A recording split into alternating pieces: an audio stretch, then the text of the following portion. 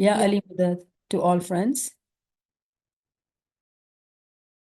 શરૂ કરી આજે મારી ગળો થોડોક આજે બેસેલો છે તો મને માફ કરજો, મારી અવાજ થોડીક સી નરમ છે, પણ આપણે ઇન્શાલ્લાહ આ ફરમાન જે આપણે શરૂ કર્યું હતું લાસ્ટ ટાઈમ એને આપણે કન્ટિન્યુ ડિસ્કસ કરશું. આ પેલો ફરમાન છે જે 10 રૂહાની ફરમાનમાંથી આ પેલો ફરમાન છે જેની આપણે લાસ્ટ ટાઈમ વાતચીત કરી હતી, અને આજે આપણે ઈ જ ફરમાન કન્ટિન્યુ કરીએ. યા મૌલા મદદ ફરમા, મુશ્કિલ કુશા મદદ ફરમા. આ ફરમાન જે છે મૂંઝવણીનું ફરમાન છે, અને આપણે અહીંયાથી વાંચીએ. સલવાત પઢો. અલ્લાહુમ્મા સલ્લી અલા મુહમ્મદિન વ આલે મુહમ્મદ. બાદ હાજરીમાં મેં ફરમાવ્યું કે અમે તમારા ઉપર પરખ શા માટે નથી નાખતા, અને શા માટે નથી કહેતા કે તમે હંમેશા 200 રકાત નમાઝ પઢો, કારણ કે તમારા ઉપર જે પરખ નાખી છે તે પૂરી કરી શકતા નથી. જે 10 રૂપિયે 1 રૂપિયો આપો, ખુદાવંદને કોઈ નાણાંની પરવા નથી, પણ એક પરખ નાખી છે તે તમે દઈ શકતા નથી, ત્યારે બીજી કઈ પરખ નાખીએ? તો આપણે પરખના ઉપર વાતચીત લાસ્ટ ટાઈમ શરૂ કરી દીધી હતી, અને આપણે ઘણી રીતે એને સમજવાની કોશિશ કરી હતી. અને એક ચીજ હું દોહરાવીશ, કેમ કે આપણે શબ્દોના અંદર કન્ફ્યુઝ થઈ ગયા હતા, કેમ કે અહીંયા ઉર્દુના એક વર્ડ હું એ વાપર્યો હતો, ઇખલાક. અખલાક આપણે એને એટિકેટ્સ ને એથિક્સના અંદર આવે, પર ગુજરાતીના અંદર એને આચાર શાસ્ત્ર કહેવામાં આવે. અને આપણે એ વાત કરતા હતા કે જ્યારે આપણે નૂર કમાવાનું છે તો નૂર જે છે એ આચર શાસ્ત્રમાં છે.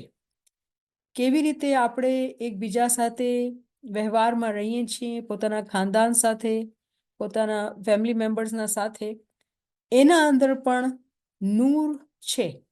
જેવી રીતે આપણે વાત કરેલી હતી કે હી જુગ હાટ પાઠ બજાર કરી જાણું, કે ફેમિલીના અંદર જ્યારે આપણે આ ચીજને નથી સમજતા અને આપણો રવૈયો ખરાબ હોય તો જે પહેલો જ પગથિયો છે જ્યાંથી નૂર હાસિલ થાય છે, જેને કહેવાય છે અચાર શસ્ત્ર, જેને ઉર્દુમાં કહેવાય અખલાક, ઇંગ્લિશમાં કહેવાય એથિક્સ. હવે એથિક્સ બહુ મોટી બ્રોડ ટર્મ છે, પણ આની બહુ નાનકડી એક મિસાલ આ વર્ડના સાથે, અખલાકના સાથે સમજવાની આપણે કોશિશ કરી રહ્યા છીએ. જેનું જે ફોકસ આપણે જે કરી રહ્યા છીએ કે આપણો વ્યવહાર આપણા જમાતના અંદર, આપણી ફેમિલીના અંદર, આપણા ફ્રેન્ડશિપના અંદર આપણો વ્યવહાર કેવી રીતે છે, આપણે કેવી રીતે વાત કરીએ છીએ, કેવી રીતે આપણું બિહેવિયર છે, આ બધી ચીજો એક મોમિનના માટે બહુ મેટર કરે છે. કેમ કે મોમિનને આ પગથિયા ઉપર જ્યારે ઉપર ચડવું છે તો પહેલી શરૂઆત એને જે પોતાના ઘરથી, પોતાના ફેમિલીથી, પોતાના કરીબના રિશ્તેમાં કેવી રીતે વ્યવહાર રાખે છે એનાથી શરૂ થાય છે. અને પછી આપણે આગળ ચાલીએ, અને આ ફરમાન જે આજે હું વાંચ્યું એમાં ઇમામ ફરમાવે છે કે ઇમામે આપણા કમાઈ ઉપર બી આપણે પણ પરખ નાખેલી છે, કે આપણે જે ધંધો રોજગાર કરીએ અને પૈસા કમાવીએ એમાં ઇમામનો જે હક છે એમાં આપણે આપવામાં કચાશ કરીએ તો એવું નથી કે ખુદાને કંઈ પૈસાની જરૂરત છે, પણ આપણા પર એક પરખ નાખેલી છે. જ્યાં સુધી આપણે આ પરખમાં જે આપણા પર છે, જે મસ્ત છે, એ પૂરા નહીં ઉતરશું ત્યાં સુધી આપણે કેવી રીતે જે પરખ આપણા ઉપર નાખેલી છે, જે ટેસ્ટ આપણા ઉપર નાખેલું છે એને પાસ કરશું? આપણે નહીં પાસ કરી શકશું. તો ઇમામ ફરમાવે છે, ઇમામ આપણે આ ચીજ શીખાડે છે કે તમે દુઆ કરો કે મૌલા અમને અમારા પર તું પરખ નહીં નાખ. રોજ જમાતખાના જઈને તમે દુઆ માંગો કે યા અલી અમારા ઉપર તું પરખ નહીં નાખ. કેમ કે જે પરખ ઇમામે આપણા ઉપર નાખેલી છે એમાં જ આપણે કચાશ છીએ. હવે એ વિચાર કરો કે આપણે જાણીએ છીએ કે એક મિસાલ છે કે જે લોકો પોતાની મરજીથી, પોતાની ચાહતથી બેતુલ ખ્યાલમાં દાખલ થાય છે, બેતુલ ખ્યાલ મસ્ત નથી, ઇબાદત મસ્ત નથી, પણ જે મોમિન છે, જે લોકોને તરક્કી જોઈએ છે, રૂહાનિયતમાં તરક્કી જોઈએ છે, આ જિંદગીના અંદર ઇમામના દીદાર, બાપના દીદાર કરવા છે, પોતાનું કામ મરવા ઉપર નથી રાખવું, બીજા ઉપર નથી રાખવાનું, એ લોકોના માટે આ બધી સમજ છે. જ્યારે આપણે આ ચીજને સમજીએ છીએ અને પોતા પર આ જિમ્મેદારી લઈએ છીએ કે આપણે ઇબાદત બંદગી કરીએ, બેતુલ ખ્યાલમાં ઇસ્મે આઝમ લઈને આગળ વધીએ, તો આપણે એ બી સમજવું જોશે કે બેતુલ ખ્યાલ જે છે એ વધારાની ઇબાદત છે. અને જે આપણી બુનિયાદ છે, જે ફાઉન્ડેશન છે, જે મસ્ત છે, એમાં અગર કચાસ હોય તો કોઈ કહે કે હું વધારેનું કામ કરું તો એમાં તો કાંઈ અક્કલની વાત નથી સમજાતી, નાદાનીની વાત દેખાય છે. કે જે પગથિયા ઉપર આપણી બિલ્ડિંગ જે બને એ પગથિયા કાચા હોય તો બિલ્ડિંગ કેવી રીતે ઊભી થાય? તો એ બિલ્ડિંગને પાયા જે આપણે જ્યારે જોઈએ છીએ તો આપણે પોતાથી શરૂઆત કરવાની કે આપણું કેવું ફેમિલીના સાથે આપણે કેવી રીતે ચાલીએ છીએ, આપણું અંદાજ, આપણા વાત કરવાનું, આપણા મગજનું, આપણું રવૈયો, કેવા શાસ્ત્ર આપણે ફોલો કરીએ છીએ, ઠીક છે ને? અને પછી જે આપણા કમાઈ ધંધા કરેલા છે, દસોન છે, એમાં આપણે કેટલા પાકા છીએ?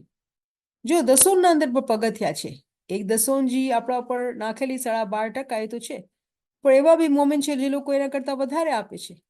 આ બધી આઝમાઈશું મોમિના ઉપર છે જે પોતે પોતાના મરજીથી લેવા ચાહતા હોય એ લોકોના માટે છે. પણ જે બહુ મોટો સવાલ ઊભો થાય છે, આપણે વાત કરીએ કે કોઈ મોટી મજલિસમાં થઈ જાય અને જે ઘરના અંદર આપણે જોઈએ તો ગુસ્સામાં રહેતા હોય અને સહી રીતે વર્તાવ ન કરતા હોય તો એનો શું ફાયદો? બહાર જઈને આપણે કહીએ કે આપણે મોટી મજલિસમાં આપણે સારા અને આપણો રવૈયો જ એકબીજા સાથે ખરાબ હોય, ફેમિલીના અંદર ફેમિલીના માણસો આપણાથી સુખી ન હોય, આપણાથી રાજી ન હોય, તો એનો શું ફાયદો? પહેલી જે જિમ્મેદારી થઈ જાય છે એ આપણા ફેમિલીના ઉપર આપણે કેવી રીતે લોકો સાથે રવૈયો કરીએ છીએ. તો આ બધી ચીજો ઇમામ આપણને સમજાવે છે કે ફરમાના દ્વારા આપણે ગાઈડ કરે છે કે દુનિયાના અંદર જે આપણે જિમ્મેદારી આપેલી છે ને, જે મસ્ત છે, એમાં અગર આપણે કાચા છીએ તો આપણે વધારાની પોતા ઉપર જિમ્મેદારી કેમ માંગીએ છીએ? હવે આપણે બધાને શોખ છે આગળ વધવાનું છે, એમાં કોઈ શક નથી, આપણે બધાને આગળ વધવાનું છે. અને કેમ ન વધીએ? અગર ચાહત છે, ખાહિશ છે, તો શું કામ ન વધીએ? વધવું જોઈએ. પણ ક્વેશ્ચન એ થાય છે કે આપણે જ્યારે વધવાની ચાહના રાખીએ છીએ તો જે આપણી જે ચીજો છે જેમાં આપણે કચાસ હોવી જ ન જોઈએ, તો ઉપરથી આપણે જે ઉપરાંતનું કામ કરીએ છીએ એનો ફાયદો થાય, તો વાત જે છે એ સાચી થાય છે, સમજ આવે છે, એનો આપણે કંઈક ફાયદો થાય છે. પણ અગર આપણે બુનિયાદના અંદર જ કચાસમાં હોઈએ તો આગળ જઈને કેવી રીતે આપણે વાત કરી શકીએ? કોઈ બિલ્ડિંગ બનાવે અને બિલ્ડિંગનું ફાઉન્ડેશન કાચું હોય તો મહિના 2 મહિના સારી થાય, વરસ ચાલો સારી લાગે અને પછી પડી જ જશે, કેમ કે એની બુનિયાદ કાચી હતી. તો જ્યાં સુધી આપણે બુનિયાદને પાકી નથી કરતા, આપણે કેવી રીતે બિલ્ડિંગ ઊભી કરશું? અને આપણે જાણીએ છીએ કે જ્યારે આપણે નૂરની મિસાલ દઈએ છીએ તો આપણે હંમેશા એમ વાત કરીએ કે ઇમામજી છે એક બિલ્ડિંગના અંદર 100 માલા ઉપર છે. આ મિસાલ અલ્લામા સાહેબ દેતા હતા કે નૂરને સમજાવવા માટે અલ્લામા સાહેબ આ મિસાલ આપતા હતા પોતાના બયાનના અંદર કે ઇમામનો જે ઘર છે, ઇમામનો જે બંગલો છે, તમે વિચાર કરો કે 100 માલા ઉપર છે અને તમે પહેલા માલામાં રહ્યો, બીજા માલા પર રહ્યો તો કાંઈ ઇમામથી કુરબત તો ન થઈ, ઇમામથી કરીબ તો ન થયા. તો તમને અગર ઇમામથી કરીબ થવું છે તો તમારી ખ્વાહિશ એવી હોવી જોઈએ કે તમે તો 100 માલા પર ઇમામના સાથે રહેશો. તો જ્યારે અગર આપણે ઇમામના સાથે રહેવું છે તો આપણે મહેનત લેવી પડશે. અને મહેનત ખબર છે એવી નથી કે આપણે બહુ મજૂરી કરવાની છે અને બધું મહેનત નહીં. આપણા પોતે પોતાના અંદર જે આપણો અંદરના વિચાર છે, વિચારના દ્વારા જે શબ્દ આપણા મોઢાથી નીકળે છે, કેમ કે અગર કોઈ માણસની નેગેટિવ થિંકિંગ હોય તો એના શબ્દ બી ખરાબ જ નીકળશે. કોઈ માણસ સારું જોતું હશે, સારું સમજતું હશે તો એને સારું જ દેખાશે, ખરાબ હશે પણ એને સારું દેખાશે, કેમ કે એના વિચાર જે છે એને જોવાનો જે એનો ઝાવ્યો હોય છે, પર્સપેક્ટિવ જે હોય છે, એને ચેન્જ કરી નાખે છે. તો બહુ મેટર કરે છે કે આપણે આ વાતને સમજીએ કે જે દુનિયાના અંદર આપણા પર પરખ નાખેલી છે એ પરખમાં આપણે પૂરા નથી ઉતરતા અને આપણે જ્યારે વધારે માંગીએ છીએ તો એમાં નારાજ થાય છે. ઇમામ અહીંયા દસોનની વાત કરે છે કે દસોન તમારા ઉપર જેટલી વાજબ કરેલી છે એમે તમે નથી નાખતા તો એ તમે પરખ પાસ નથી કરી શકતા. આજના જમાનાના અંદર જ્યારે આપણે ક્યામતના જમાનાના અંદર છે ને આપણે આ સમજ પડે છે કે દસોન તો ખાલી પૈસાની નથી, દસોન તો મારી zikro ઇબાદત, મારી રૂહ પર બી છે ને મારી અક્કલ ઉપર પણ છે. પણ એવી હાલત છે કે અક્કલના માટે કે દસોન હમણાં તો આપણે કોઈ કમાઈ નથી તો આપણે ખોરાક દેવાની છે અક્કલને, પણ એમાં શું થઈ ગયું, એ ટાઈમની દસોન થઈ ગઈ કે ટાઈમની દસોન જે આપણે પોતાની અક્કલને દઈએ, ઇલ્મ જ્ઞાનની ચોપડીઓ વાંચીને એને સમજીને તો આપણે દસોન પૂરી કરી. કેમ કે કમાઈ ઉપર દસોન લાગે ને, જ્યારે કમાઈ નથી તો આપણે દસોન કેવી રીતે આપશું? જ્યાં સુધી આ દુનિયાનો આ એક રિવાજ છે કે બચ્ચું નાનું હોય એના પર દસોન નથી, પણ બચ્ચું જ્યારે જવાન થઈ જાય, પૈસા કમાવા માંડે તેને દસોન આપવીને આપવાની જ છે. અને પૂરા મા બાપની ફેમિલીની મહેનત હોય કે બચ્ચો સમજદાર થઈને પોતાના પગ પર ઊભો થાય ને બરાબર કમાવા માંડે. હવે જ્યારે આપણે અડલ્ટ થઈ ગયા તો આ જિમ્મેદારી આપણી પોતાની ઇન્ડિવિજ્યુઅલી થઈ ગઈ કે મારી રૂહને મને એટલી તરક્કી દેવી છે કે હું રૂહાની દસોન અદા કરું, હું અકલાની દસોન અદા કરું. હવે આ મા બાપનો ફરજ નથી, મા બાપે પોતાનું ફરજ નિભાવી લીધું, આપણે કોઈને બ્લેમ નથી કરી શકતા. આ પોતે પોતાના ઉપર પોતાની જિમ્મેદારી છે. કેમ કે મા બાપની જિમ્મેદારી જે હતી એ મા બાપે પૂરી કરી. આજે આપણે દુનિયાબાને કમાવાના લાયક થઈ ગયા, પૈસા કમાવીએ છીએ, પણ જે રૂહની જિમ્મેદારી છે, જે અક્કલની જિમ્મેદારી છે, આજે આપણે જવાન છીએ, ઉંમરમાં છીએ, તો એ આપણી પોતાની જિમ્મેદારી છે. અને પોતાની જિમ્મેદારી નિભાવીને આપણે રૂહાની કમાઈ કરવાની છે, એની દસોન નાખવાની છે, અને અક્કલની કમાઈની દસોન નાખવાની છે. તો આ એક બહુ ઇમ્પોર્ટન્ટ પોઈન્ટ છે જેમાં જે આપણે ઘણી વખત ડિસ્કસ કરી લો અલગ અલગ રીતેથી. અહીંયા જે કોન્ટેક્સ છે એ છે કે આપણા પર જે પરખ નાખેલી છે એ પરખ આપણે પૂરા નથી કરતા તો આપણે કેવી રીતે આગળ વધી શકશું. તો અગર કોઈને સવાલ હશે તો પછી મને તમે કરજો. અમે નથી કહેતા કે તમે સર્વે દુનિયાની માયા છોડી દો, ક્યારે પણ ઇમામ એમ નથી કરતા કહેતા કે દુનિયાને આપણે મૂકી દઈએ, નહીં. દુનિયામાં રહેવાનું છે, દુનિયાના ફરજ નિભાવવાના છે, દુનિયાના અંદર બધું કરવાનું છે અને ખુશીથી કરવાનું છે. જ્યારે હું એ કીધું ફરજ તો એમ નહીં કહેવાનું કે ભાઈ આપણા કરમ છે ને, આપણા લેણા છે ને, આપણી ફરજ છે ને. આ શબ્દ જ્યારે આપણે વાપરીએ છીએ ને તો આપણો એક થિંકિંગ જાહેર થાય છે કે આ તો બોજાના જેમ આપણે કરીએ છીએ. નહીં, એમ નથી, આ વાત ગલત છે. કેમ કે જ્યારે આપણે બોજાના જેમ કરીએ છીએ તો આપણે બીજા ઉપર અહેસાન કરીએ છીએ. અગર મને કોઈ યંગ માં હોય અને બચ્ચાઓ પાળવા અને બોજા લાગતા હોય તો એ બોજાના જેમ કામ કરશે. દુનિયાબાને અગર કામ કરતા હોય, ફેમિલી માટે પૈસા કમાવતા હોય તો બોજાના જેમ કરતા હોય અને બીજા ઉપર અહેસાન કરતા હોય તો એ તો બહુ જ નાદાની થઈ ગઈ. આપણે યાદ છે ને જ્ઞાનનો પાઠ કે હી જુગ હાટ પાઠ બજાર કરી જાણ, કે આપણે આ દુનિયાના અંદર જ્યારે આવ્યા છીએ તો આપણો હર ફેમિલી મેમ્બર જે છે આપણા માટે એક રીઝન છે આપણા માટે કમાઈ કરવાનું. કઈ કમાઈ? નૂરની કમાઈ. તો જે બી આપણા ઉપર જિમ્મેદારી, આપણા ફેમિલી રીતે જે બી જિમ્મેદારી આવી છે આપણા ઉપર, એ ખુશીથી, મોહબ્બતથી, ચાહતથી એ આપણે અદા કરવાની છે.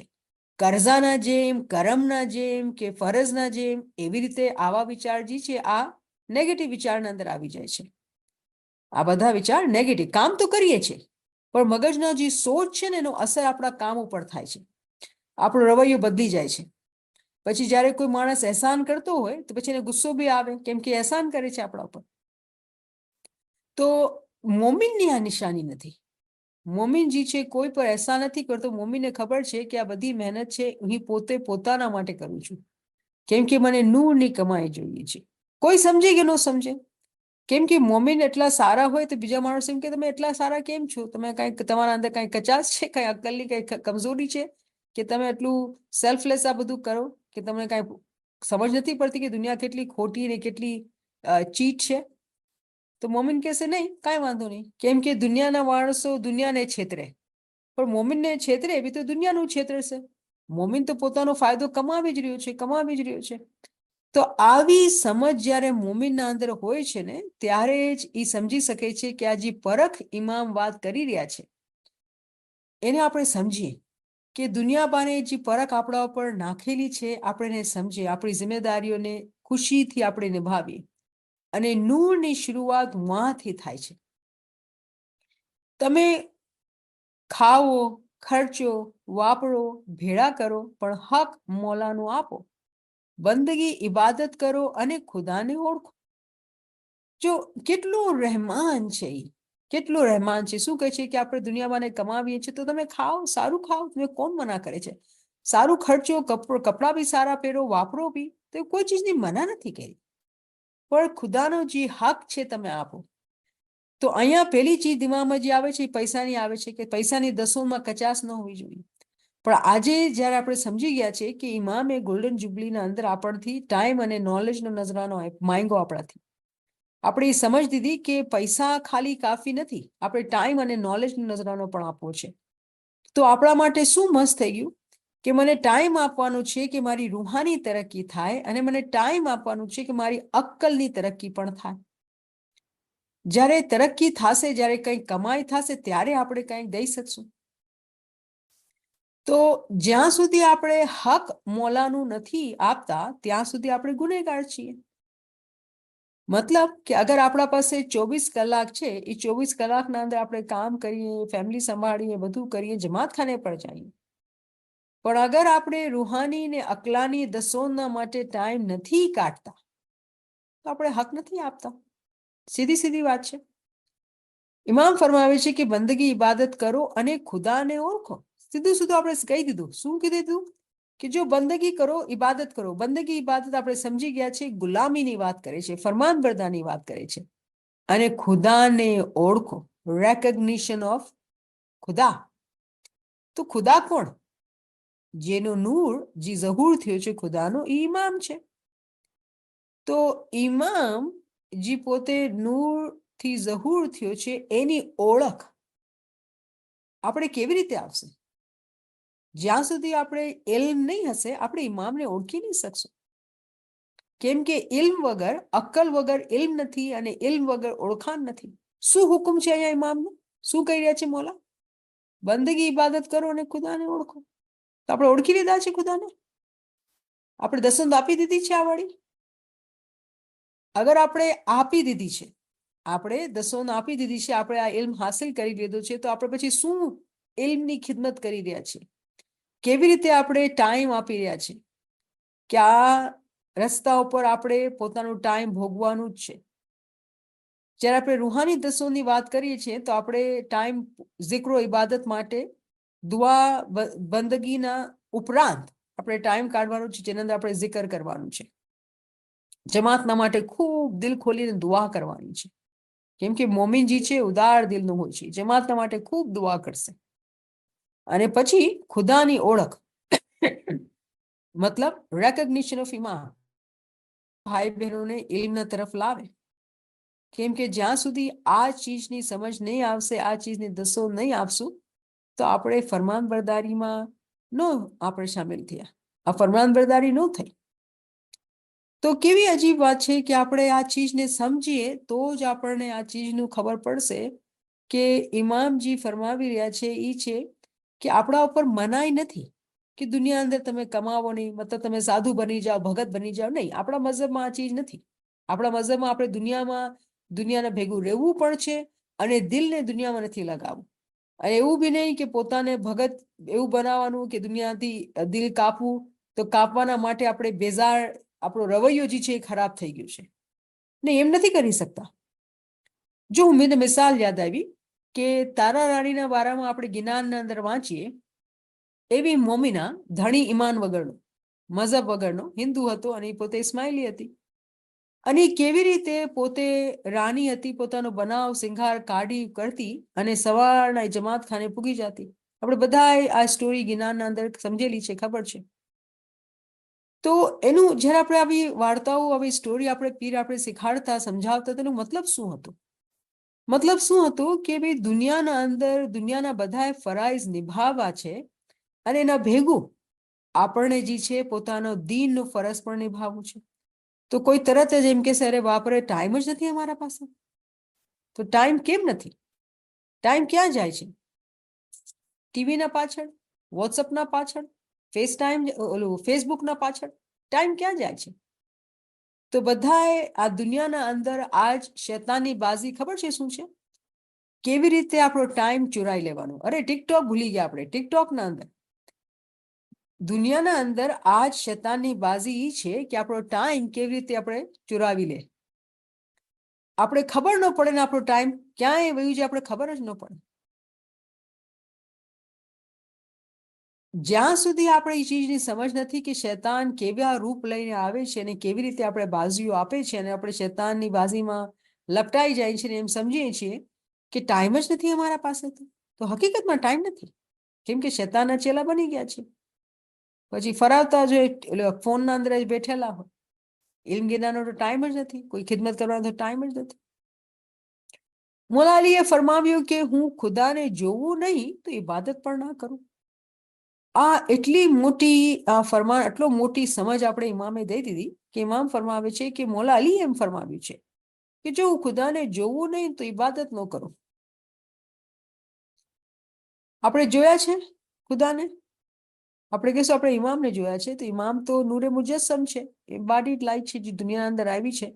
પણ અહીંયા આપણે ઇમામ એમ નથી કીધું કે તમને મને જોયા છે, એમ નથી કહેતા, ખુદાને જોવાની વાત કરી છે. તો ઈ નૂર જી બધી ચીજોથી ઉપર છે, અબવ ઓલ એલ્સ, જેને ઇમામ બેતુલ ખ્યાલમાં ફરમાવે છે કે તમે વિચાર કરો કે ઈ નૂર જે છે આ દુનિયામાં આ તમારી યુનિવર્સ કરતા ઊંચું છે, તો આટલી બધી યુનિવર્સિસના કરતા ઉપર તમે ઇમેજિન કરો, એના કરતા 10 ગણા ઉપર, ઈ બધાયથી ઉપર અબવ ઓલ એલ્સ છે. ઈ નૂરની ઇમામ ફરમાવે છે જોયું છે.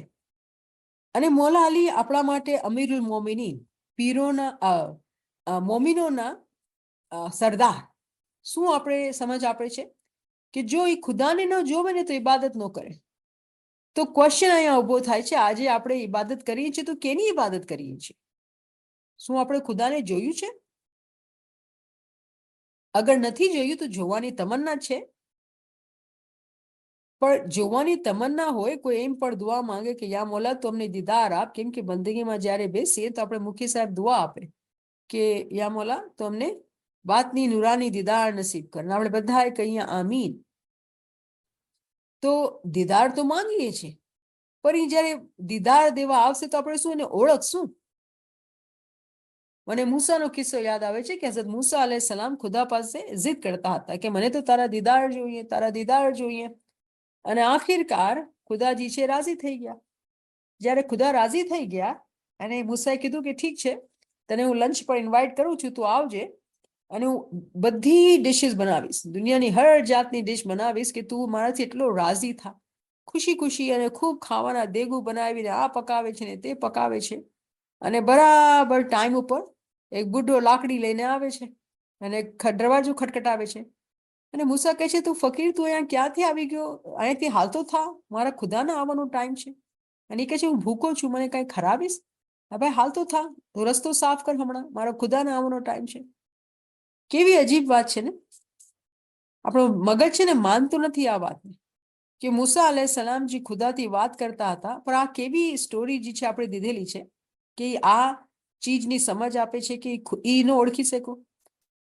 કેમ કે જ્યારે ખુદાને કહે છે કે ખુદા તું તો આવ્યો નહીં, તો કહે છે હું તો આવ્યો હતો, તું એ મને ગુસ્સો કરીને ભગાવી દીધો.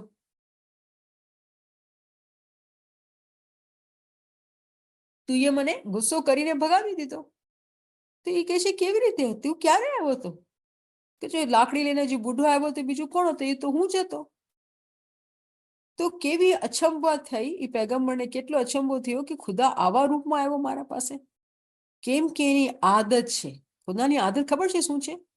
એ ઇમ્તહાન લે છે, વગર ઇમ્તહાને એ દેતો નથી. દુનિયાના અંદર કોઈ ચીજ આપણે જોઈએ છીએ વગર ઇમ્તહાનના છે? કોઈ ચીજ ફ્રી છે દુનિયાના અંદર? આપણે બધા જે લોકો સ્માર્ટ છે, લોકો જ્યારે આપણે કોઈ ચીજ જોઈએ ને કે ફ્રી, આ તમારા માટે ફ્રી છે, કોઈ કોસ્ટ નથી, કોઈ ઓબ્જેક્ટિવ હોય છે. તો જ્યારે દુનિયાના અંદર આ કાનૂન લાગુ થતું નથી, તો દુનિયાના જે બનેલી છે એ તો રૂહાનિયતની મિસાલ ઉપર જ બનેલી છે. તો ખુદા જે છે ઇમ્તહાન લે છે. અને પેગમ્બર જેવા પેગમ્બર એ ફેલ થઈ ગયા કેમ કે ઓળખી ન શક્યા ખુદાનું સ્વરૂપ. તો આપણે એક લમ્હા માટે વિચાર કરીએ, અગર આપણે ફેમિલીના અંદર ધણી ભાઈ, બહેન ભાઈ, બચ્ચા, સસુરાલ કે કોઈ પણ હોય ને આપણે એકબીજા પર ગુસ્સા થઈ જતા હોય ને આપણે જાણતા ન હોય કે ખુદા કેવી રૂપમાં આપણા પાસે આવે છે. કેવી શર્મિંદગી થશે જ્યારે આપણે મરશું ને આપણે દેખાડવામાં આવશે કે ખુદા તો તારા પાસે આવ્યો હતો, તું એ જોયું નહીં. તો ઓફકોર્સ આપણે ખુદાથી ઘણી માફી માંગવાની છે કે તોબો તોબો તકસીરદાર બંદો સિર તાપા ગુનેગાર યાશા તું ગુના બક્ષણ બક્ષણ. હા, કેવી શું કામ આ તોબો માંગવા પડી? કેમ કે આપણે એને ઓળખતા નથી. શું આપણે જોયું અહીંયા ઉપર? ખુદાને ઓળખો, ખુદાને ઓળખો. આ ચીજ જે આપણે લાસ્ટ લાઈન અંદર જોઈ રહ્યા છે કે બંદગી ઇબાદત કરો અને ખુદાને ઓળખો. જ્યાં સુધી ખુદાને ન ઓળખે અને ઇબાદત કરે તો ઇબાદત કબૂલ થતી નથી. મોલાલી એમ સમજાવે છે આપણને. તો આપણે શું જોઈ લીધું છે ખુદાને? તો આના પર વિચાર કરવાની જરૂર છે. શું આનો રિલેશનશિપ છે દસોન સાથે? કેમ દસોના બાદ ઇબાદતની વાત આવી? એનો મતલબ એ છે કે આપણે સમજવું પડશે કે જે દસોન જે આપણે ખાલી પૈસાની સમજીએ છીએ ને એ કચાસ છે એમની. પૈસાની દસોન બહુ ઇમ્પોર્ટન્ટ છે. આ બહુ મોટી પરખ છે. પૈસાથી માણસો દુનિયાદારને પૈસાથી જુદું થવું બહુ મુશ્કેલ છે. મોમિનના માટે નથી, દુનિયાદારના માટે પૈસો બહુ વાલો. તો એક મોમિનની વાત અહીંયા આપણે બેઠા છીએ તો આપણે ઇલ્મ ગિનાની મહેફિલમાં છે, દુનિયાદારની મહેફિલમાં નથી. તો ઉમ્મીદ છે કે પૈસાથી જુદા થવું આસાન છે. તો પૈસાથી જુદા થવું આસાન છે તો પછી આ ફરમાન આપણા પર લાગુ નથી થતું. પણ ઇમામે જ્યારે ફરમાન આપ્યું છે તેનો મતલબ કાંઈક તો મતલબ છે. શું મતલબ છે? એનો મતલબ એ છે કે જે બીજી જે દસોન છે જેના અંદર આ પણ આવી જાય છે કે ઇલ્મુલ યકીનના મકામ ઉપર ઇલ્મ હાસિલ કરીને ખુદાને ઓળખવાનું છે અને પછી એ મકામથી આગળ જઈને બાતિનની આંખ ખોલીને બાતિનના અંદર ઓળખવાનું છે. તો જ આપણી ઇબાદત જે છે કબૂલ થશે. મને ઇબાદત કબૂલ નહીં થશે. કેમ નહીં થશે? દસોમાં કચાશ. કઈ દસોમાં? ઇલ્મની દસોમાં, અક્કલની દસોમાં, જિકર અને ગિરિયાવઝારી દસોમાં, પૈસાની દસોમાં નહીં. જો પૈસાની દસોમાં પાકીઝગી હતી ને એટલે તો આપણે અહીંયા સુધી પહોંચ્યા. કેમ કે એ ચાહે છે કે આપણે આગળ વધીએ, આપણે વધારે દસોના અંદર પાકા થઈએ અને આગળ વધીએ. એટલે જ તો એ આપણે અહીંયા લાવ્યો છે. એવું નથી કે આપણે પોતે પોતાની મરજીથી આવી ગયા છીએ, નહીં. એની રહેમત છે કે આપણે ભેગા થયા છીએ. આપણી તાકાત નથી કે આપણે અહીંયા આવી શકીએ. એની મરજી હોય તો આપણે ક્યારે પણ અહીંયા ન આવી શકીએ. આ બધું એના મરજીથી જ થાય છે. તો જ્યારે એની મરજીથી થાય છે તો આપણે શુક્રાના પણ વાજિબ છે આપણા પાસે કે મોલા તુને મને આ સમજ તો આપી, હવે તું વધારે ને વધારે મને એવી હિંમત અને દોરવડી આપ કે હું સમજી શકું કે મને મારા ખુદાને ઓળખવાનું છે. અને ઓળખ જે છે ને, જે આપણે ઓળખની વાત કરીએ, શનાખ્ત, આપણે કહીએ ને હકીકતી શનાખ્ત. તો જ્યારે આપણે કોઈ માણસને જોઈએ ને પાછળથી તો આપણે એને ઓળખીએ નહીં. આપણે જઈએ અરે તું તો અરે ચહેરો તો બીજો નીકળ્યો, પાછળથી બિલકુલ એવો જ લાગતો હતો.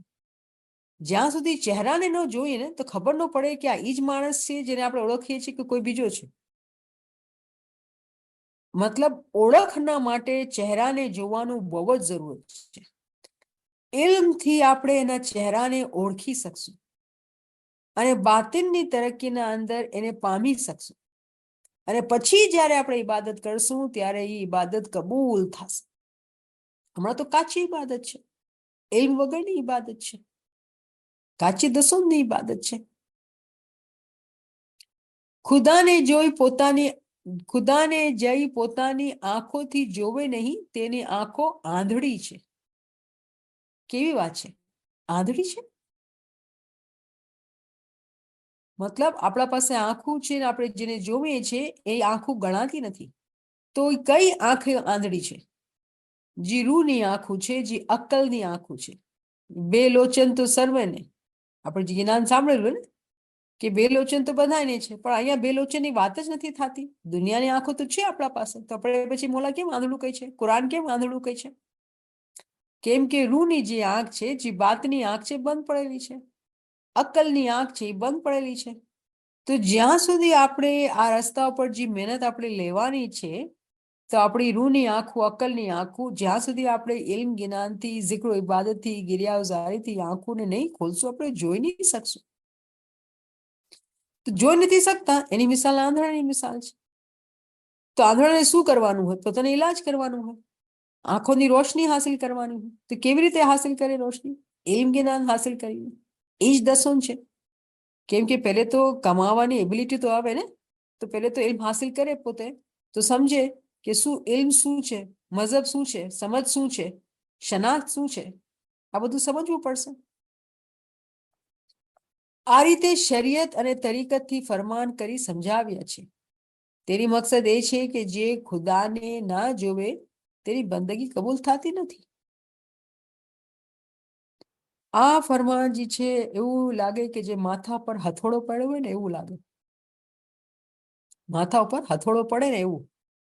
કે ઇમામ કહે છે કે તમને શરીયત અને તરીકતથી ફરમાન કરી સમજાવી દીધા છે, પણ જે મકસદ છે, જે હકીકત છે, જે મગ્સ છે, જ્યાં સુધી આપણે એને નથી પામતા, જ્યાં સુધી આપણે આ ચીજ નથી સમજતા કે ખુદાને આપણે જોવાનું છે અને પછી એની ઇબાદત કરવાની છે, તો જ ઇબાદત કબૂલ થશે. તો એની શનાખ્ત જે છે એ બહુ જ જરૂરી છે. તો એની શનાખ્ત કેવી રીતે કરી? એની શનાખ્ત ઇલ્મના અંદર છુપાયેલી છે. એની શનાખ્ત જે છે એ ઇલ્મના અંદર છુપાયેલી છે. જ્યાં સુધી આપણે ઇલ્મથી, જ્યાં સુધી આપણે એને ઇલ્મથી નહીં ઓળખશું, કેમ કે પહેલો દરજ્જો શું છે? ઇલ્મુલ યકીન, કે ઇલ્મથી આપણે સમજ પડે. એના બાદ આવે છે એનુલ યકીન. એન નો મતલબ જે છે એ આંખ, આંખથી જોયેલા તો યકીન આવે. ઇલ્મ દ્વારા બાતિનની જે આંખ છે એ ખુલે છે. ઇલ્મ દ્વારા બાતિનની જે આંખ છે એ ખુલે છે. કેમ કે ઈમાનના રાજ જે છે સમજ આવે છે. અક્કલ ઉપર જે તાળા લાગેલા હોય છે એ ખુલવા માંડે છે અને ઇમામની સમજ આવવા માંડે છે. એના ભેળા જ્યારે કોઈ મોમિન જિકર બી કરતો હોય, ઇબાદત બી કરતો હોય, ગિરિયાઝારી બી કરતો હોય, પોતાના દિલને સાફ રાખતો હોય, પોતાના અમાલને બી સંભાળ રાખતું હોય, એની તરક્કી આનંદ ફાનંદ થાય છે, બહુ તેજીથી સીડી ચડે છે. તો આપણે આ સમજી શકીએ છીએ કે આ ફરમાન કેટલો લાગતો વળગતો છે આપણા માટે. આજે ફેબ્રુઆરી 20, 2024 ના અંદર આ ફરમાન કેટલો લાગતો વળગતો છે. ખુદ શું ફરમાવે છે મોલા? કે આ રીતે શરીયત અને તરીકતથી ફરમાન કરી સમજાવ્યું છે. તેની મકસદ એ છે કે જે ખુદાને ના જોવે તેની બંદગી કબૂલ થતી નથી. તો આપણે તો બહુ ફિકર કરવાની છે કે ભાઈ મારી બંદગી કબૂલ થઈ રહી છે કે નહીં. અગર નથી થઈ રહી તો શું કરવાનું પછી? ખુદા અને હાજરી ઇમામને ઓળખા વિના જે બંદગી કરે છે તેની આંખો આંધળી છે, કારણ કે હાજરી ઇમામ બેઠા છે તેને ઓળખતા નથી. હવે આના કરતા ખુલ્લું કોઈ ફરમાન થઈ શકે? કેટલું ખુલ્લું ઇમામે સમજાવી દીધું કે ખુદા અને હાજરી ઇમામ આ બે અલગ અલગ નૂર છે. આ બે અલગ અલગ નૂર છે. આ નૂર એક કેવી રીતે થાય? નૂરના મકામ ઉપર. આ નૂર એક કેવી રીતે થાય? નૂરના મકામ ઉપર. કેમ કે ખુદાને તો આપણે જાણતા નથી, ઓળખતા નથી, જોયા નથી, સમજી શકતા નથી. એનો નૂર જે ઝહૂર થયું છે, જે ઝહુરા થઈ છે, એ ઇમામના અંદર થઈ છે. પણ ઇમામ જ ફરમાવે છે કે ખુદા અને હાજરી ઇમામને ઓળખા વિના, મતલબ આ બે ચીજો છે જેને ઓળખવાનું છે.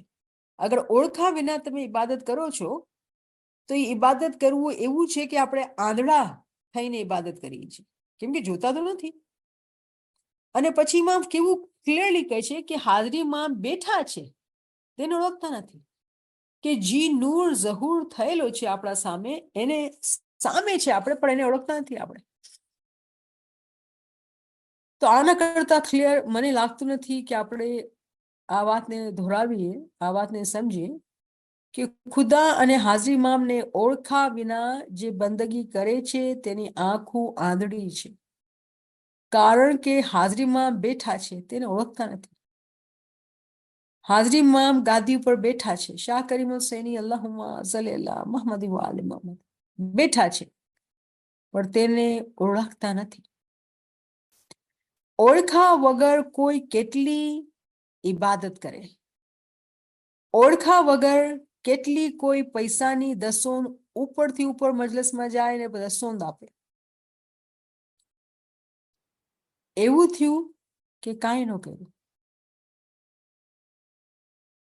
કેમ કે આ બહુ ઇમ્પોર્ટન્ટ ચીજ છે સમજવા માટે કે ટાઈમ લિમિટેડ છે આપણા પાસે દુનિયામાં.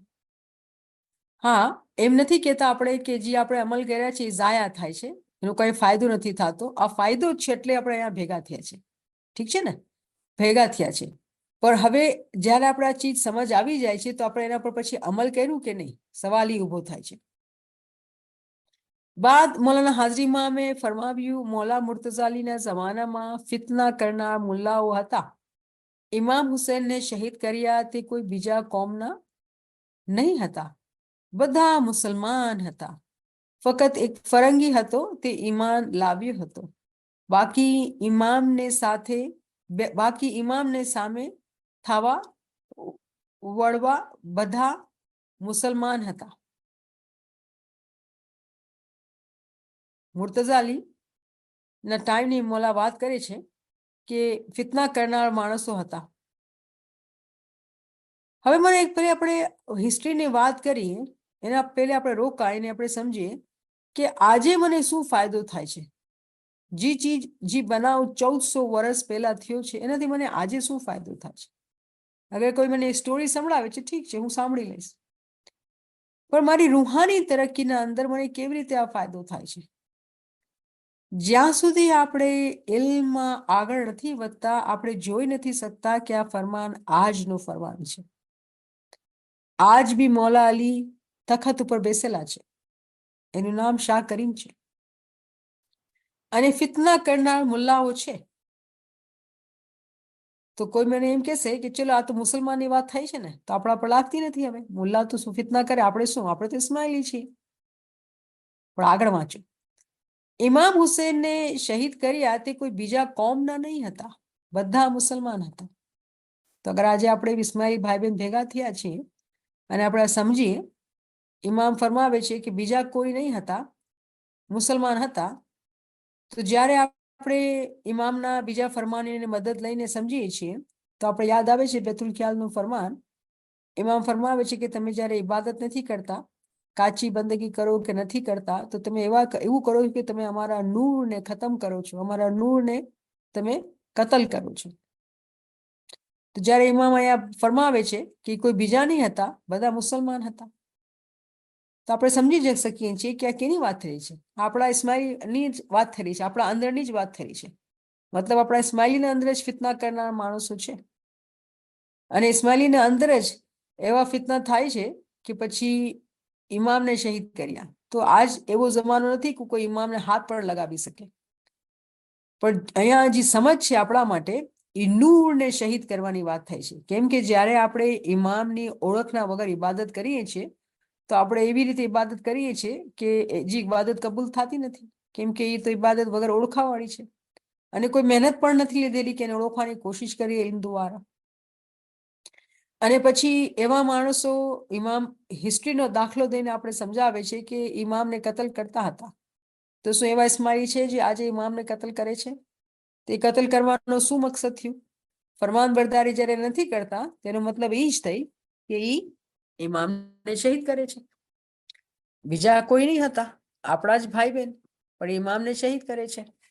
તો આ કેટલી ભારી વાત છે, આ બહુ જ ભારી વાત છે. દિલને સારી નથી લાગતી આપણે જ્યારે કરીએ, સાંભળીએ, ખુશી નથી થતી આ વાતને સાંભળીને.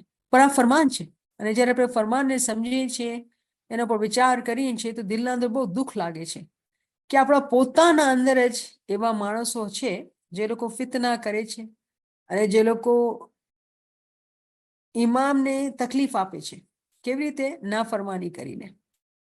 એ કોઈ બહારના નહીં હતા, અંદરના છે. ફક્ત એક ફરંગી હતો હિસ્ટ્રીના અંદર, એક બીજો માણસ બિલકુલ અલગ ફરંગી માણસ હતો જે ઇમામ હુસૈનને રસ્તો આપ્યો હતો અને ઇમામ પર ઈમાન લઈને આવ્યો હતો. બાકી બધા ઇમામના સામે લડવા માટે ભેળા થયા હતા. તો કોઈ ગેર માણસ ઇમામની ઇજ્જત કરે અને ઇમામને મદદ કરે, અને આપણે જેના માનવા વાળા છે આપણે ઇમામને ફોર ગ્રાન્ટેડ લઈને બેસ્યા રહીએ કે ઇમામ તો છે મારા પાસે. તો ઇમામ સુલતાન મહમદના જ્યારે આપણે ફરમાન વાંચીએ ને તો બહુ હાર્ડ લાગે, કેમ કે ઇમામ બહુ ક્લિયરલી સ્ટ્રેટ ફોરવર્ડ આપણે ટ્રુથ બોલતા હતા અને આપણે અરીસો દેખાડે છે ને, તો બહુ ભારી લાગે છે ક્યારેક ક્યારેક ફરમાન, અને મજા નથી આવતી કેમ કે દિલના ઉપર ભારી પણ આવી જાય છે. પણ મને એવું લાગે છે કે હવે આપણે એટલી ઉંમર આવી ગઈ ઇલ્મના અંદર કે આપણે આ ભારી ચીજો જે છે એ સમજવાની છે, અને એ પણ યાદ રાખવાની છે કે ઇમામ આપણને ઘણા ચાહે છે, એની દુઆશીસ આપણા સાથે છે. જો જ્યારે આપણી આંખ ખુલી ગઈ, જ્યારે આપણી અક્કલની આંખ ખુલી ગઈ, તો એટલો રહેમાન છે કે આપણે વધારે વાર નહીં લાગે. 2 કદમ ચાલશું એના નૂરના સાથે હશું. પણ એ 2 કદમ ચાલવા માટે જે મહેનત આપણે પોતા ઉપર લેવી છે, જે પાકીઝગી આપણે જોઈએ છીએ, જે ઇલ્મ આપણે જોઈએ છીએ, એ આપણે મહેનત કરવું પડશે. એ મહેનત વગર આપણે એના કરીબ થઈ નથી શકતા, કેમ કે આ ખુલ્લું ખુલ્લું ઇમામે ફરમાન કરેલ આપણા માટે. તમને હુકમ છે, તમે દુઆ માંગો કે ખુદા પરખ ના નાખે. તેનો સબબ એ છે કે જે કોઈ ઈમાન વળું હોય અને મોટું, ઈમાન વાળું હોય અને મોટું હોય, તે પણ પરખથી ફરી જાય. આ બહુ જ ખતરનાક વાત છે કે ઇમામ પાછું આપણે કહે છે કે તમે દુઆ માંગો કે યા મોલ્લા તું પરખ નહીં નાખ, પરખ નહીં નાખ. કેમ કે પરખ એવી ખતરનાક ચીજ છે કે ઈમાન વાળા માણસો બી છે ને જ્યારે પરખ આવે છે ને તો ફરી જાય છે. પનાહ યા મોલા, અમાન યા મોલા તું પરખ નહીં નાખતો અમારા ઉપર. કેમ કે જે પરખ નાખેલી છે આપણા ઉપર કે આપણે પોતાનો ઇખલાક શાસ્ત્ર જોવાના છે, આપણે દુનિયાના અંદર એથિકલી જીવાનું છે, એ જ આપણે જે દસોન છે જે આપવાની છે, આ બધી ચીજો જે આપણે ડિસ્કસ કરી રહ્યા છે, આ બધી પરખ છે. એ જ પરખમાં આપણે અગર પૂરા ઉતરી ગયા અને ઇલ્મ જ્ઞાનથી સમજી ગયા તો આપણે પાર ઉતરી ગયા. તો આપણે ક્યારે પણ આ માણસ જેવી રીતે શાહ નજફનો માણસ હતો, એ કહેતો હતો કે મને તું જંગે જહાદ કરવું છે, તું મારા ઉપર નાખ, મને તો જંગે જહાદ કરવું છે. અને જેવું ટાઈમ આવ્યું જિહાદનું, ભાઈ તો મસરૂફ થઈ ગયા ફેમિલીના અંદર પોતાની, મારા પાસે ટાઈમ નથી. તો આ બધી મિસાલો જે છે ને, વાર્તા છે, સ્ટોરી છે, આપણા માટે છે કે આપણે વિચાર કરીએ કે જ્યારે કુરબાનીનો ટાઈમ આવે છે, જ્યારે પોતાના બદનને કસડી દેવાનું આપવાનું ટાઈમ આવે છે, તો આપણે શું કસડી દઈ શકીએ છીએ કે આપણે તો પોતાનો આરામને પસંદ કરીએ છીએ, પોતાની આશાઈશને, પોતાની નફ્સને ખુશ કરવામાં લાગેલા હોઈએ છીએ કે મને અહીંયા મજા આવે છે, ત્યાં મજા આવે છે, તો મને એ જ કરવાનું છે જ્યાં મજા આવે છે. કેમ કે ઇલ્મ જ્ઞાનમાં મજા થોડી આવે, એમાં તો મહેનત લાગે છે, મગજને લગાવવું પડે છે. ફેસબુકમાં કોઈ બેઠેલું હોય તો એ તરત ફેસબુકમાં અલગ અલગ ચીજો જોતી હોય ને ટાઈમ નીકળી જતું હોય અને મજા આવતી હોય. કોઈ ફ્રેન્ડ્સ એવા હોય જે લોકો સાથે વાતચીતમાં મજા આવતી તો ટાઈમ નીકળી ગયો. પણ કેવી વાત છે કે જ્યારે ઇલ્મ જ્ઞાનના અંદર આવે છે તો ઇલ્મ જ્ઞાનના અંદર તો એવું લાગે છે કે યા મોલા તું તો મને હર વખત ગુસ્સો જ કરસ, તું તો મને આરીસો દેખાડસ ને ગુસ્સો જ કરસ. કોણ આપણને ગુસ્સો કરશે? આ ટાઈમ ઉપર શાહ કરીમ શું કહે છે કે તમે બધા એજ્યુકેટેડ છો, તમે બધા સમજો છો, અકાઉન્ટેબલ છો. પણ આપણે કેમ સુલતાન મર્શાના ફરમાન વાંચીએ? કેમ કે આપણે જાણીએ છીએ કે આપણા અંદર જે કચાસ છે, ઇમામ સુલતાન મહમદ શાહ આપણે બિલકુલ સ્ટ્રેટ ફોરવર્ડ ફરમાન કરતા હતા. તો આપણે સમજ આવે છે ને આપણે મજા આવે છે ને આપણે ખબર પડે છે કે આપણે કેટલા પાણીમાં છીએ. તો આપણે આ ચીજને દિમાગમાં બેસાવી લેવાનું છે કે ભાઈ મોલા તું પરખ આઝમાઈશ મને નાખજે. આ દિન તમારો સાચો છે. મધરાતે એક મલાઈક અરશથી ઉતરે છે અને પુકાર નાખે છે કોઈ એવો બંદો ખુદાનો જે ગુનાની તોબા કરે, જેથી તેની દુઆ ખુદા પાસે લઈ જઈને કબૂલ કરાવું? છે કોઈ એવો શખ્સ કે ખુદા પાસે જઈ માંગે તે અપાવું? એમ રોજ મધરાતે મલાઈક પુકાર કરે છે. તો મધરાત મતલબ મિડનાઇટ, 12 વાગ્યાનો જે ટાઈમ છે. ઘણા આપણા જમાતના અંદર એવા માણસો છે જે લોકો રાતના 12 વાગે બરાબર તસબી કાઢીને સૂવે, એ લોકો જાગે તસબીના માટે, એવા છે ફ્રેન્ડ્સ જે લોકો કરે છે, રાઈટ? તો બધાની આ એક મરજી છે, પણ આ ફરમાનના અંદર સમજાવેલું છે. શું સમજાવેલું છે? કે જે લોકો પોતાની રાતની નીંદરને ઓછું કરે છે, પોતાની રાતને બદનને કચડી આપે છે, પોતાની નિંદરને કુરબાન કરીને ઇમામને યાદ કરે છે, ઇમામથી દુઆ માંગે છે, એ લોકોના માટે ફિરિશ્તા રાતે આવીને એ દુઆઓને અર્શ સુધી લઈ જાય છે. અર્શ એના દરબારમાં લઈ જાય છે. ફલકુલ ઓફ લાખ કહેવામાં આવે છે, હેવન્સ ઓફ ધી હેવન્સ, રાઈટ. અરશ ઉપર લઈ જવામાં આવે છે અને કબૂલિયાત પણ આપવામાં આવે છે. કેમ કે શું કહે છે, ઇમામ ફરમાવે છે કે છે કોઈ એવો શખ્સ કે ખુદાની પાસે જઈ માંગે તે અપાવું, એને આપવામાં આવે છે. મતલબ જે આપણે કલામમાં છે ને કે રાત કી બંદગી દિન મેં દિસે. શું દિસે? કે મોમિન કે મુંહ કે ઉપર હોવે રોશનાઈ. રાતની જે બંદગી કોઈ કરતો હોય છે એની રોશની જે છે એના મોઢા પર દિવસના અંદર દેખાય છે. કેમ કે એની દુઆ કબૂલ થાય છે. દુઆ કબૂલ થાય છે. તો આપણે શું આજે દુઆ માંગી રહ્યા છીએ? આ ફરમાન જે આપણે સમજ્યું તો આપણે શું દુઆ માંગી રહ્યા છીએ? પહેલી તો દુઆ જે ઇમામ આપણે શીખાડી રહ્યા છે કે યા મોલા તું પરખ નહીં નાખ. કેમ કે જે તું એ પરખ નાખેલી છે મોલા, અમે એમાં કાચા છીએ. તો અમને એવી કાબલિયત આપ, એવી હિંમત આપ કે અમે સમજીએ કે આ બધી જે પરખ તું અમારા પર નાખેલી છે એને અમે પૂરું કરીએ અને અમે જિંદગી એવી રીતે જીવીએ કે જેવું તું ચાહસ.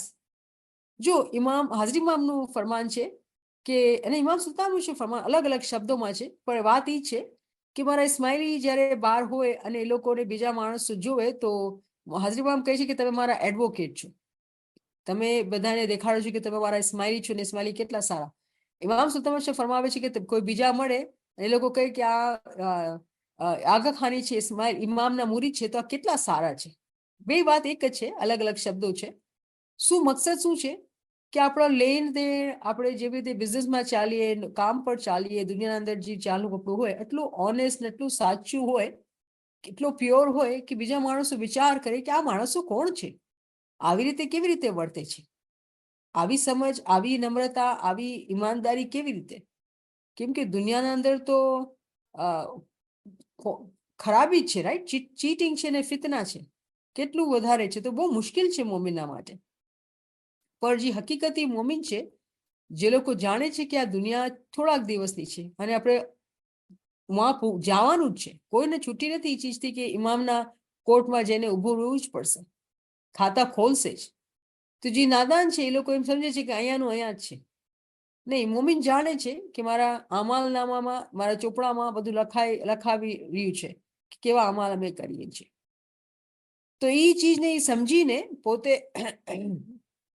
પોતે જે છે એ વિચારીને સમજીને એ પોતે દુઆ કરશે કે મોલા તું મને એવી હિંમત આપ કે હું રાતના નિંદરના અંદર બી ઓછી નિંદર કરીને, કોઈ બેતુલ ખ્યાલનો હશે એ 4 વાગે ઉઠશે, થઈ શકે છે કોઈ 3 વાગે ઉઠે, થઈ શકે છે કોઈના પહેલા ઉઠે, જેવી જેની શક્તિ, રાઈટ. કોઈ મસ્ત નથી. કેમ કે આ ફરમાન આપણે ઇમામ સુલ્તાન મોહમ્મદ શાહનો વાંચીએ છીએ. હાજરીના ફરમાનમાં હાજરીમાં એવું નથી કહેતા કે તમે રાતના 12 વાગે ઉઠીને ઇબાદત કરો.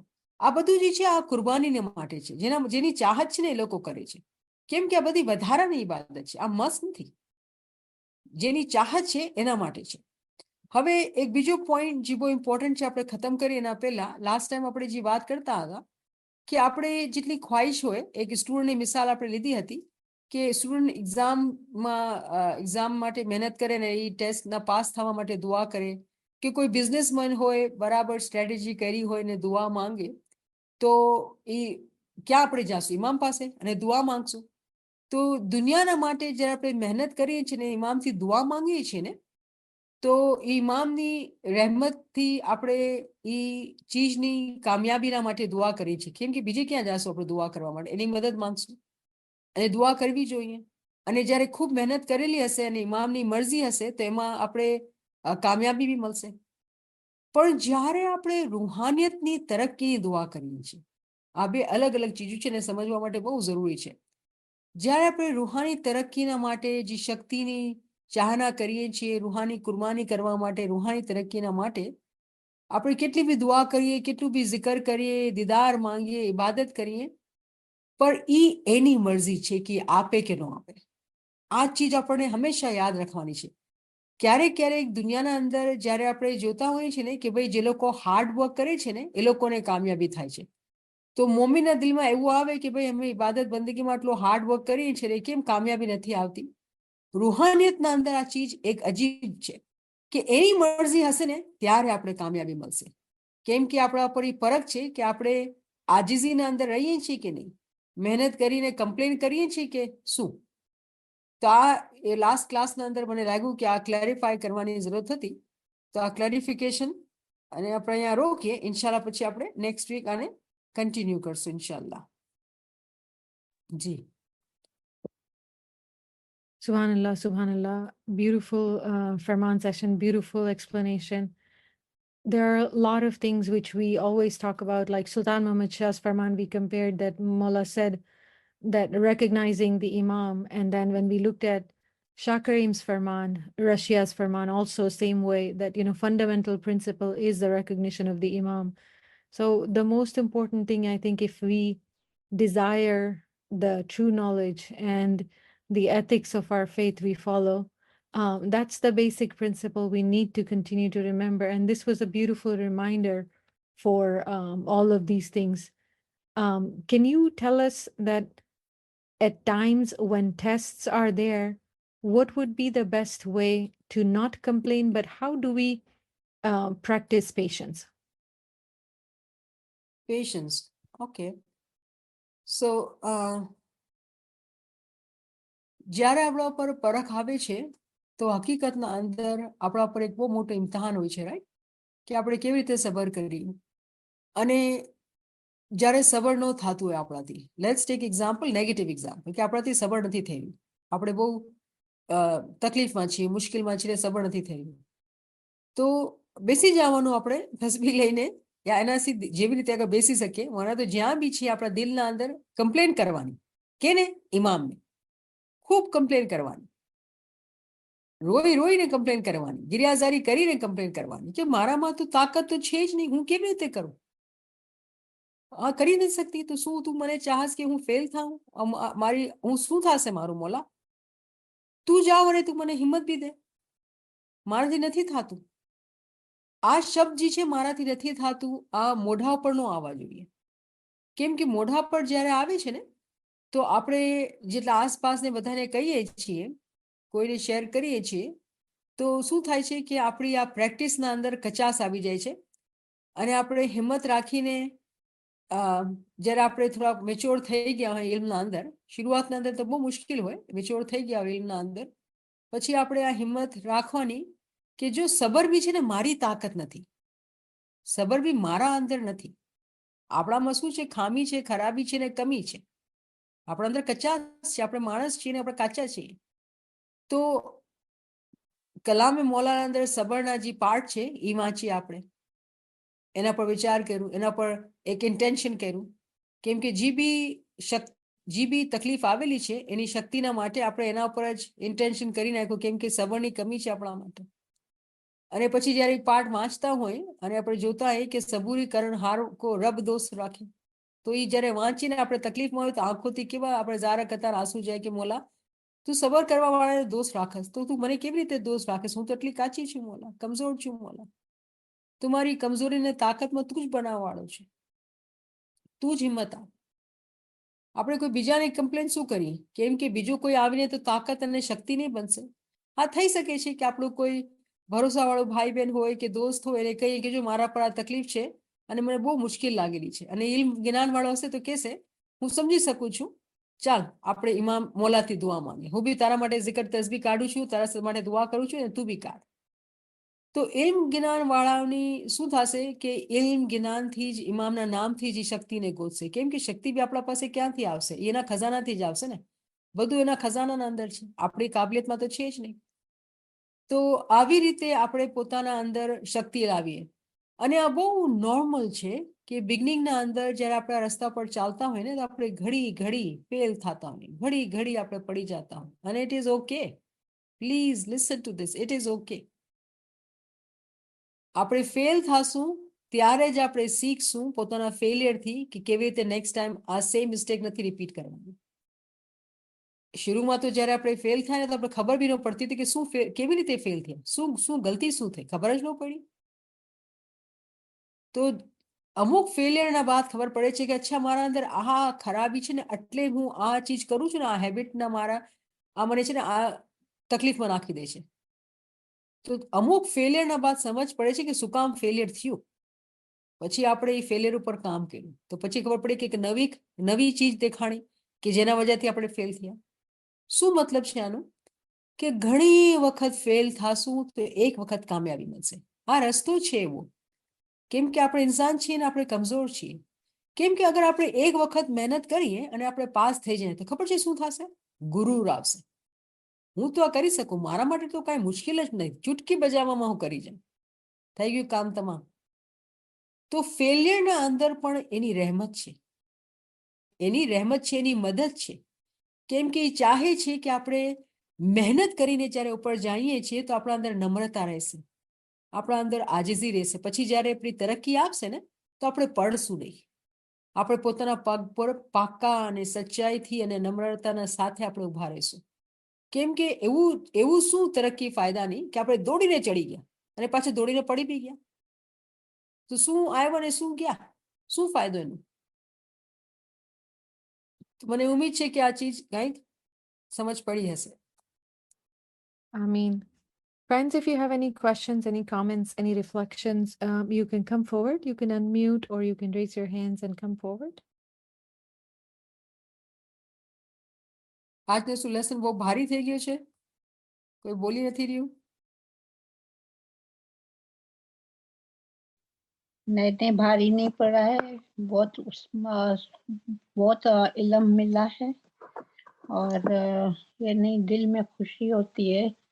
Everything, there are many things that we have to focus on. और मौला आपको आपका जिंदगी तंदुरुस्ती देवे, शिफा देवे, so that you can give us more इल्म. मौला आपकी सेवा कबूल करे. I mean, any other friends would like to share any reflections or anything? Yali Madad? મોલાલી મદદ. I don't know whether this applies, but the thought that keeps coming to my mind is first there is Amal Nipakai, and then you get the mulakat from the Ruh. No, then you try to understand the Ruh, and then you get, you recognize the Nur, and then you get the Didar of Mola. Is that the right process, or where am I not understanding this? So Zeenat, તમે છે ને શું કરો છો કે હર પગથિયાને તમે વિચાર કરો છો, દુનિયાના જે પગથિયા હોય, પહેલી ક્લાસ પાસ કરી, પછી બીજી, પછી ત્રીજી, પછી ચોથી. રૂહાનિયતના અંદર એમ નથી થતું. રૂહાનિયતના અંદર એ ચાહે ને એક મોમીનો દિલ એટલો નરમ હોય, એટલો નરમ હોય ને એટલો પાકીઝા હોય, એટલો સાચો હોય કે ઇમામ એને બધાય દરજાત એક લમ્હામાં ચડાવી દે. આ ઇમામની મરજી છે અને કોઈને ટાઈમ લાગે. તો આપણે ક્યારે પણ જેવી રીતે આપણે, તમે સોચો છો ને કે આ એક થાય પછી થશે, પછી એમ નથી, એવું ક્લિયર કટ રૂહાનિયતના અંદર દેખાતું નથી. હા, આપણે એમ સમજી શકીએ કે પહેલે ઇલ્મ આવે, રૂના બારામાં ઇલ્મ, અકલના બારામાં ઇલ્મ, હર ચીજનો ઇલ્મ આવે ને તો ઇલ્મના દ્વારા પછી આપણી આંખ જે છે બાતિનની ખુલે, એનું યકીન આવે. બહુ લાંબુ સફર છે, બહુ લાંબુ સફર છે, એના અંદર મહેનત છે. અને જ્યારે બાતિનની આંખ ખુલે ત્યારે આપણે દીદારને પામીએ. તો એક તરફથી ઘણા બધી ચીજો છે જે સમજવાની છે, દરજાત છે, બીજા તરફથી કોઈ દરજાત નથી. તો બહુ મુશ્કેલ છે કે આપણે કહીએ કે પહેલા આમ થશે ને પછી આમ થશે ને પછી તેમ થશે, એવું નથી કરી શકતા આપણે. તો પોતાને આ કન્ફ્યુઝનથી થોડુંક બચાવીને રાખીએ અને શું કરવું જોઈએ કે ઇલ્મ જે આપણે લઈ રહ્યા છે એને બરાબર સમજવાનું છે ને પછી એના પર વિચાર કરવાનું છે, પોતાનો મુઆયનો કરવાનો, વિચાર કરવાનો કે હું એમાં પૂરા ઉતરા કે નહીં ઉતરા. જી. Subhanallah. Any other friends? Any comments or any reflections you would like to share? Yali Madad? મોલાલી મદદ.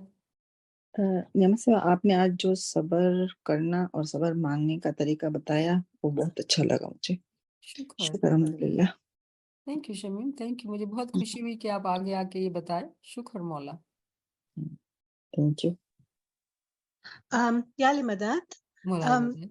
Samina, I mean, the first speaker compared the Imam ne to know the Imam to the recognition of the Imam, and she quoted the Russia Farman. I don't know, but I can't see the recognition of an imam, which if you are going to be an Ismaili, you have to recognize the imam as being proclaimed as imam, as the first imam, and then obviously the imam that we have, the 49th, and that's the crux of being an Ismaili. So I see that recognition as that, as opposed to the way you spoke about the imam ne jano, if your bandagi cannot be accepted if you don't know the imam. So I'm finding that concept a bit kind of doesn't sit with me very, very well. I wonder if you could just explain that if you don't know the imam, then your bandagi, I mean, of course, it's from the Furman. So I'm finding that quite a bit of a difficulty in trying to understand. Thank you, Amina. Thank you for asking that question. Very beautiful question. તમે બિલકુલ સહી બોલ્યા કે આપણે આ કેવી રીતે સમજીએ, અને તમે શું વાત કરી કે ચલો આપણે હિસ્ટ્રીથી સમજવાનું છે કે કેવી રીતે મૌલા અલી જાનશીન બન્યા પેગમ્બરના અને ઇમામ બન્યા. તો આ ચીજ આપણે શિયા અને સુન્નીના મકામ ઉપર જ્યારે પૂગીએ છીએ ને, કે ઇસ્લામ જ્યારે આવ્યો, પેગમ્બર લઈને આવ્યા પેગમ્બરી ચાલી, અને પછી જે છે શિયા અને સુન્ની ફિરકો બની ગયો.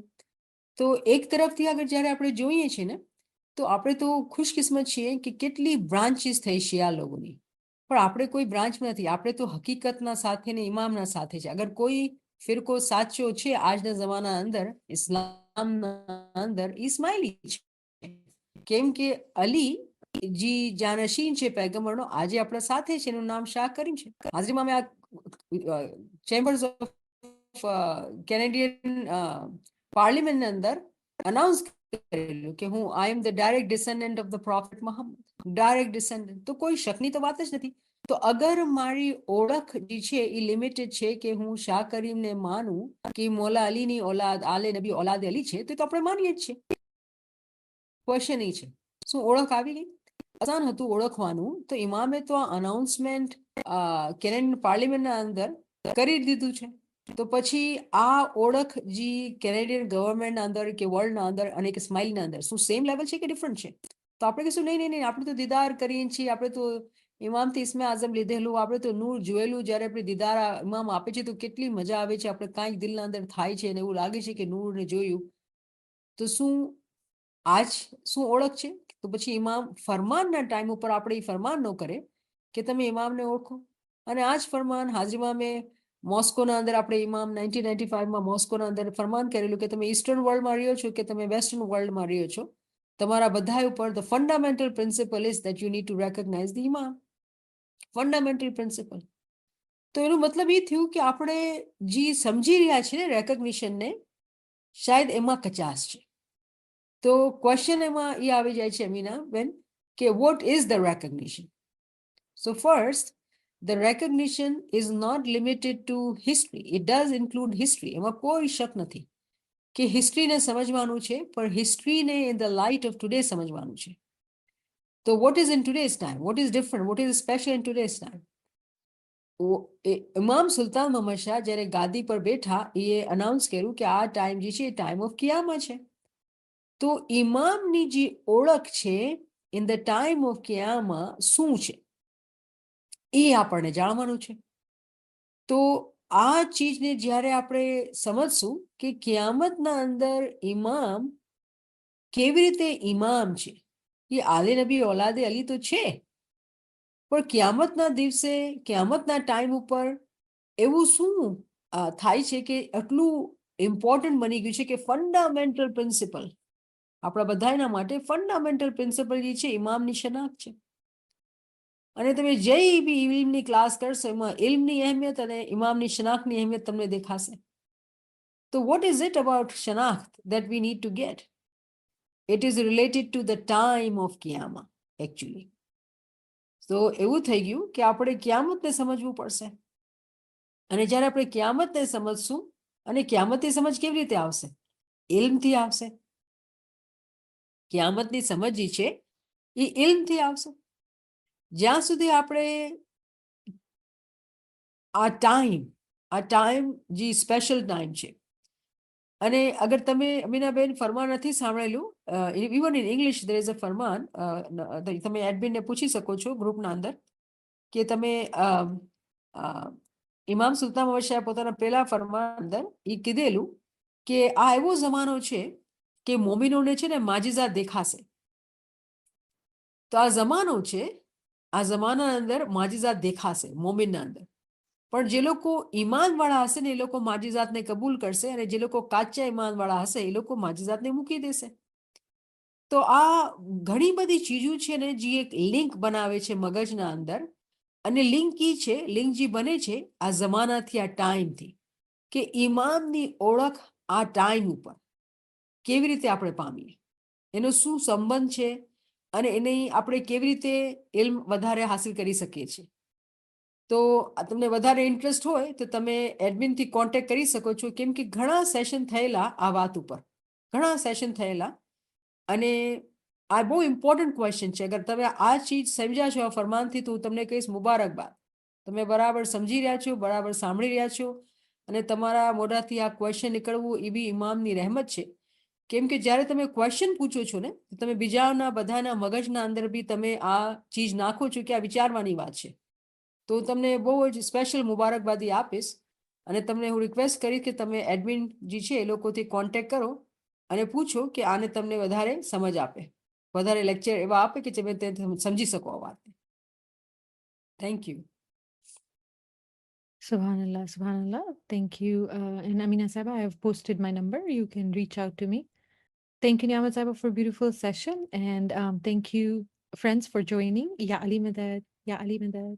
યાલી મદદ, યાલી મદદ, يا لي مدد. યાલી મદદ. Yali Madad, Yali Madad.